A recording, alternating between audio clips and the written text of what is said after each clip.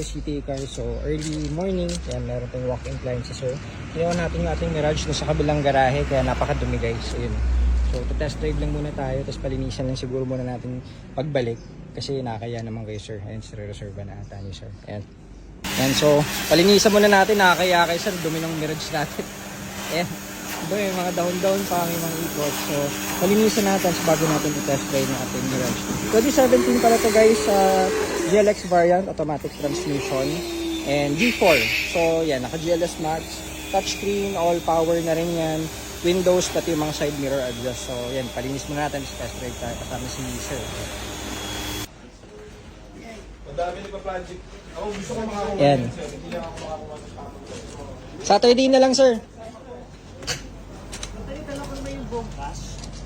Okay lang. Oo, para ano. Actually, laki nga nung dinaposit ko sir.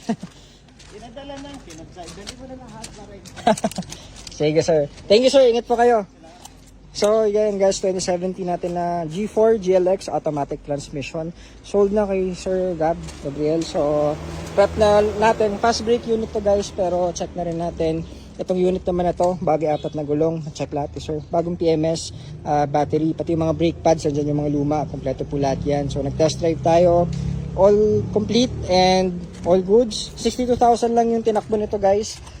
Scanned and check natin. So pa-detail na lang natin. And ito, patanggal natin yung mga seat cover. Ayun o, pero ang ganda o. Ayun o. Walang kahit anong dumi. Pangit lang talaga yung seat cover. So pag sa detail, patanggal na lang natin yan. Kompleto booklet, manual, susi, naka-head, touchscreen na rin siya. Aircon, yan o.